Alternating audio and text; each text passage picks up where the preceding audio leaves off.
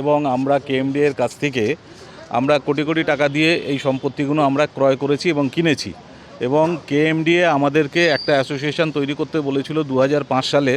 আমরা একটা অ্যাসোসিয়েশন তৈরি করেছি, কোঅপারেটিভ অনার সোসাইটি একটা করা হয়েছে এআরসিএসকে সঙ্গে নিয়ে, গভর্নমেন্ট অফ ওয়েস্ট বেঙ্গলের এআরসিএস মাধ্যম দিয়ে।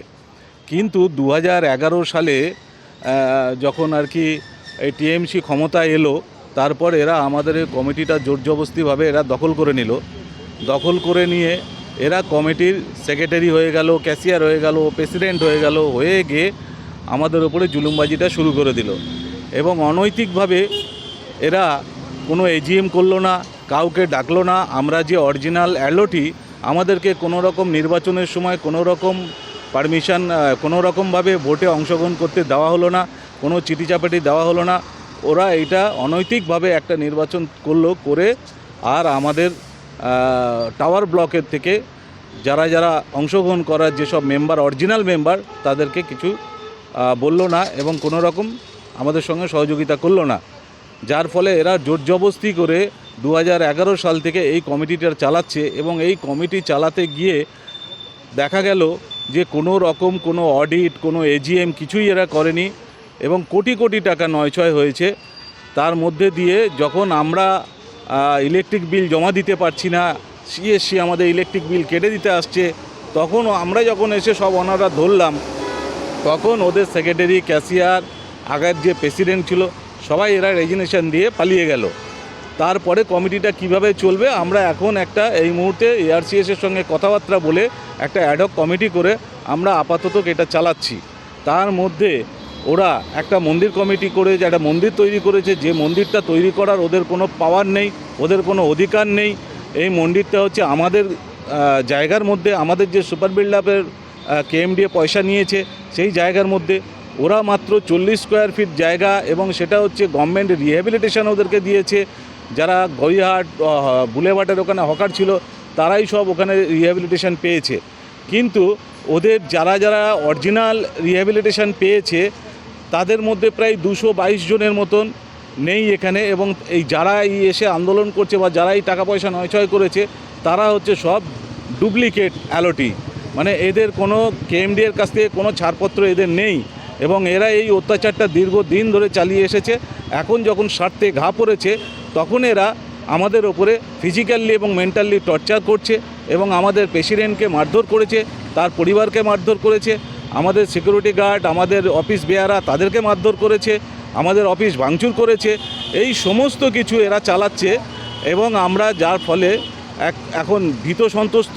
এবং আমরা সরকারের কাছে, এখন যে নতুন সরকার এসছে, ওনাদের কাছে আমরা চিঠিচাপাটি করছি এবং ওনাদের কাছে আমরা যাতে সুষ্ঠুভাবে আমাদের টাওয়ার ব্লকের যারা রয়েছি তারা যাতে সবাই এখানে ব্যবসা করতে পারি। আমাদের অনেক কর্মচারী রয়েছে, প্রায় কয়েক হাজার কর্মচারী রয়েছে।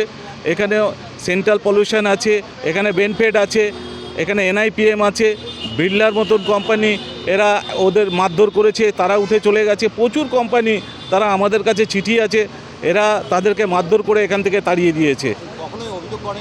আমরা তখনও অভিযোগ করেছি এবং তারাও থানায় অভিযোগ করেছে। তারা আমাদের সোসাইটিতে আমাদেরকে চিঠি দিয়েছে, সেই সব চিঠির কপিও আমাদের কাছে আছে।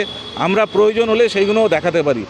তারপরেও এরা এখন এই মুহূর্তে দাঁড়িয়ে ওরা সব দল বেঁধে এসে যখন তখন আমাদের উপরে অত্যাচার করছে এবং আমাদেরকে মারধর করছে, আমাদের সোসাইটির কর্মচারীদের মারধর করছে। আর নানা রকম, হ্যাঁ, আমরা তারপরে পুলিশের দ্বারস্থ হয়েছি এবং আজকের আমরা এই থানায় এসেছি। আজকের বড়বাবু বলে দিয়েছেন যে যাতে কোনো রকমভাবে ল অ্যান্ড অর্ডার যাতে ভায়োলেট না করা হয় এবং 4 জনের বেশি যাতে কেউ ওখানে জমায়েত করতে না পারে। এই সব বলে দেওয়ার পর, মিটিং করে দেওয়ার পরও ওনারা বাইরে এসে আমাদেরকে নানা ধরনের অসভ্য গালিগালাজ এবং চোর চোর এইসব স্লোগান দিচ্ছে। যারা কোটি কোটি টাকা চুরি করলো তারাই এখন সব সাধু হয়ে গেল। এরা হচ্ছে দুপুর 12টার পরে যে বিজেপি বলে, এখন সেই অবস্থা হয়েছে যা দেখতে পাচ্ছি, যে এরা তৃণমূলের থেকে হঠাৎ করে এখন বিজেপি হয়ে গিয়ে আর এই সব করার চেষ্টা করছে। এরা কোটি কোটি টাকা নয়ছয় করেছে, তার ডকুমেন্ট আমাদের কাছে আছে এবং পরিষ্কার ডকুমেন্ট আছে এবং সেগুলো চেক ইস্যু করা হয়েছিল, সেই সবও ডকুমেন্ট আমাদের কাছে আছে। যদি আপনারা দেখতে চান তাহলে সেইগুলো আমরা দিতে পারি এবং আমরা প্রত্যেক দপ্তরকে একদম মানে সিএর থেকে আরম্ভ করে মুখ্যমন্ত্রীর থেকে আরম্ভ করে কেএমডিএর থেকে আরম্ভ করে লালবাজার থেকে আরম্ভ করে ফায়ার ডিপার্টমেন্টের থেকে আরম্ভ করে সকলকে জানাচ্ছি এই বিল্ডিংয়ের 2010 সাল পর্যন্ত ফায়ার ছিল। 2011-তে যখন ওরা এলো তারপর থেকে ওরা ফায়ার রিনিউ করেনি। এখন বিনা ফায়ারেই এত বড় কোম্পানি, একটা কমার্শিয়াল কমপ্লেক্স চলছে।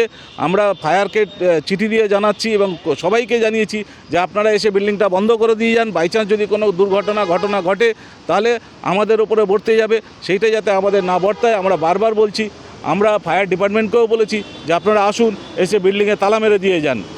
তারপরেও বলুন, আমরা অরিজিনাল শপ ওনার না, আমরা টাওয়ার ব্লকের অরিজিনাল পারচেজার। আমরা কেএমডির কাছ থেকে টাকা দিয়ে কিনেছি আর ওরা বিনা পয়সায় পেয়েছে। হ্যাঁ, আমরা আছি 31 জন, টাওয়ার ব্লকের 31 জন অনার আছি। কেউ 4000 স্কোয়ার ফিট কিনেছে, কেউ 5000 কিনেছে, কেউ 10,000 কিনেছে, কেউ। ওরা হচ্ছে হকার। ওই বুলেভার্ড আর গড়িয়াহাটের যে হকার ছিল তাদেরকে রিহ্যাবিলিটেশন দিয়েছিল বামফ্রন্টের আমলে। তারা হচ্ছে এই হকার হচ্ছে এরা। এবং এই হকারের অরিজিনাল, আমি বললাম যে অরিজিনাল হকার যারা ছিল তারা সব এদেরকে বেচে দিয়েছে, বা এরা 2 নম্বরি করে যে কোনোভাবে এরা মানে এখানে এসেছে এবং তাদেরকে এরা তাড়িয়ে দিয়েছে।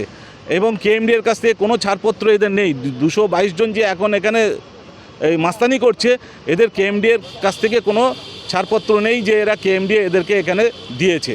তো অনৈতিকভাবে সমস্ত কিছু কাজ চলছে, অনৈতিকভাবে। হ্যাঁ, আমরা থানাতে মারধরেরও একাধিকবার আমরা অভিযোগ করেছি থানাতে। হ্যাঁ, এবং মেয়েদেরকেও ধাক্কাধাক্কি করেছে, মেয়েদেরকেও মারধর করেছে।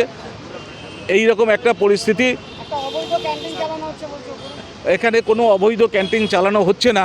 তার কারণ বলছি, আমাদের টাওয়ার ব্লকের যে 31 জন অনার আছে এবং 31টা যে অফিস আছে, সেই অফিসে যারা কাজকর্ম করে, যারা স্টাফ, তাদের জন্যেই এই ক্যান্টিনটা করা হয়েছে। এবং খুব অল্প পয়সায় 20 টাকা, 40 টাকা, 50 টাকার মধ্যে দিয়ে আমরা তাদেরকে খাবার একটা ব্যবস্থা করে দিয়েছি।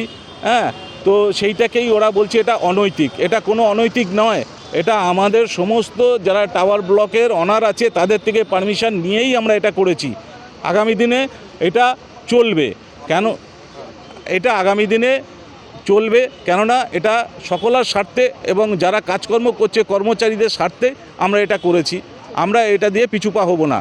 কেন ওরা আমাদের এই ক্যান্টিনটা করার ফলে ওরা আমাদেরকে হুমকি দিচ্ছে। এবং এই ক্যান্টিনটা করেছি আমাদের টাওয়ার ব্লকের জায়গায়, টাওয়ার ব্লকের ঠিক ওপরে ছাদের ওপরেই আমাদের ঘর, আমাদেরই জায়গার ওপরে করেছি।